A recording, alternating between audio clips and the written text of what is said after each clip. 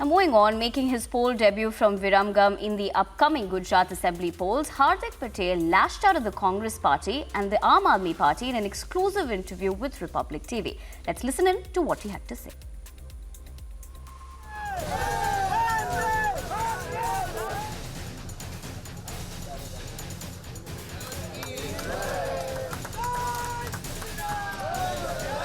We have reached Viramgam, and some of the known faces, in fact, of Viramgam are here in the fight for the MLA seat. And right now joining me is one of the most known faces, who was known as somebody who was the face of the opposition in the last election.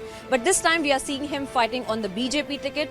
Hardik Patel right now is joining me in Viramgam. Let's get a word from him before the madness of the campaigning also starts, because today is when we are seeing that the inauguration of the BJP Karyalaya will also be done, and we are seeing that there will be a lot of other programs that will be done as well. Let's get in the word from him. Thank you हार्दिक भाई हमसे बात करने के लिए. बहुत सारा यहाँ पे पूरा कार्यक्रम हो रहा है, आपके कैंपेन जोर शोर से चल रहा है. आज आप अपना फॉर्म भरने जा रहे हैं, उसके साथ साथ आपके बीजेपी के कई सारे जो नेता हैं वो भी आ रहे हैं आपके साथ में. पर इस समय मैं आपको पूछूं तो विरमगाम में क्या आपको रिस्पांस मिल रहा है? क्योंकि लास्ट इलेक्शन हमने देखा था हार्दिक पटेल कांग्रेस का एक बहुत नोन चेहरा था, नोन ऑपोजिशन का चेहरा था, और इस बार हम बीजेपी की तरफ से आपको देख रहे हैं. सबसे पहले तो हम सब जानते हैं कि सामाजिक मुद्दा था लास्ट टाइम, और उसका फ़ायदा विपक्ष को भी बड़े पैमाने पे मिला था. लेकिन कांग्रेस की जिम्मेवारी जो गुजरात के लिए होनी चाहिए, उस गुजरातियों के लिए उन्होंने जिम्मेवारी निभाई नहीं है. और इसी कारण इस बार कहीं पर भी कांग्रेस आपको दिखाई नहीं देगी. जहाँ से मैं चुनाव लड़ रहा हूँ, ये विरमगांव की सीट अहमदाबाद ज़िले में लगती है. और ऐसा कहा जाता है कि अहमदाबाद का इतिहास 600 साल पुराना है, लेकिन इस विरमगांव का इतिहास कम से कम 1200 साल पुराना है.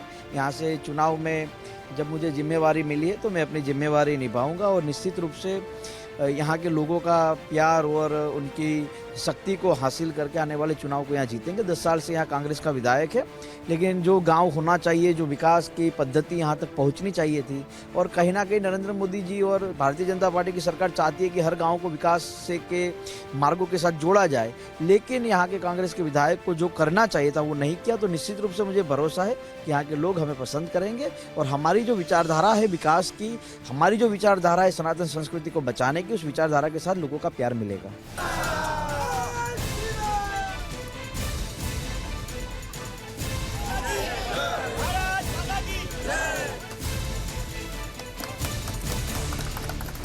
कांग्रेस की अगर भी ना बात करें तो आपके जो मित्र हैं गोपाल इटालिया के साथ भी आपने कई सारे पब्लिक प्लेटफॉर्म पे अपने बातें की हैं पार्टी ज्वाइन करने से पहले. वो भी अब आम आदमी पार्टी में है, और आप उनको भी किस तरह से देखते हैं, क्योंकि वो भी एक उभरता चेहरा आ रहे हैं आम आदमी पार्टी. नौजवानों को राजनीति में आना चाहिए. व्यक्तिगत राजनीति किसी के खिलाफ नहीं रही है, राजनीतिक वैचारिक लड़ाई है. वैचारिक लड़ाई क्या है कि हम चाहते हैं कि सनातन संस्कृति की सुरक्षा हो. सामने वाली पार्टियां कहती है कि हम ब्रह्मा विष्णु महेश को भगवान नहीं मानेंगे. एक पार्टी कहती है कि हम राम मंदिर के खिलाफ है. एक पार्टी कहती है कि 370 की धारा नहीं हटनी चाहिए थी. हमारा स्टैंड क्लियर है कि विकास का मॉडल हो. उन लोगों का ये है कि विनाश हो. विकास किसी भी राज्य में नहीं होना चाहिए. अगर विकास हो गया तो लोग हमें वोट कैसे करेंगे? तो ये जो स्थिति है उसको बदल रहे. तो हमारी स्थिति साफ है कि हम सही मार्ग में चल रहे, लोग उल्टे सीधे मार्ग पर चल रहे, हम सही रास्ते पे. इसलिए 27 साल से लोग यहाँ हमको पसंद करते हैं, हमारी सरकार बनाते हैं. नरेंद्र भाई को 2 टर्म से पीएम बना रहे, भगवान करेगा तीसरी बार भी बनेंगे. लेकिन कहने की बात है कि कांग्रेस को विजन ही नहीं है. आज बताइए, गुजरात में चुनाव है और राहुल गांधी साउथ में तो भारत जोड़ो यात्रा कर रहे हैं. अरे पहले कांग्रेस तो जोड़ लो, फिर भारत जोड़ना. भारत जोड़ने का काम तो सरदार पटेल ने किया ही था. भारतीय जनता पार्टी कर रही है, नरेंद्र भाई कर रहे हैं. आप लोग तो भारत तोड़ने का काम करते हैं. हार्दिक भाई, पूरे दिन हम आपसे बातचीत करते रहेंगे, पर आखिरी सवाल मैं आपसे पूछूंगी, क्योंकि हम देख रहे हैं कि बाकी सारे लोग भी आ चुके हैं, पूरा कार्यक्रम होने वाला है यहाँ पे. पर जैसे कि बीजेपी की अगर हम बात करें, गुजरात बीजेपी की अगर हम बात करें, क्योंकि कई सारे जो गुजरात के नेता हैं उन्होंने भी आपके अगेंस्ट में काफी बार बोला हुआ है जब आप बीजेपी में नहीं थे, और उसके बाद में क्या कुछ एक कश्मकश जरूर है पार्टी में आने के बाद में, ग्राउंड लेवल कार्डर के साथ, मिनिस्टर्स के साथ. How have you been feeling? Have you felt welcome? Really my feeling, मुझे कभी ऐसा नहीं लगा कि क्या चल रहा है क्या नहीं. मैं 4 महीने से इसी असेंबली में लगा रहा हूँ. मुझे सूचना थी कि आपको असेंबली में लगना है, मैं लग रहा हूँ.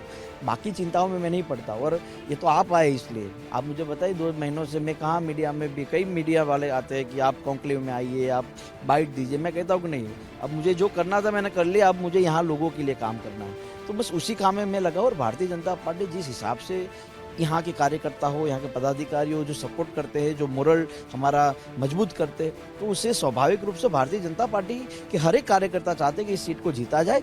इस सीट को इसलिए नहीं जीता जाए कि भारतीय जनता पार्टी का विधायक गांधीनगर पहुंचे, इसलिए जीती जाए क्योंकि यहाँ विकास मॉडल को मजबूत करना है। Thank you so much for speaking to us. So that was Hardik Patel, and we'll be speaking to him through the day because there is a lot of campaigning rallies that are organized. There is, of course, we are learning that there are several other BJP leaders as well that will be coming to Viramgam as well. Stay tuned, we'll get you all the details from Viramgam and the campaigning from all three parties that is going on in Viramgam.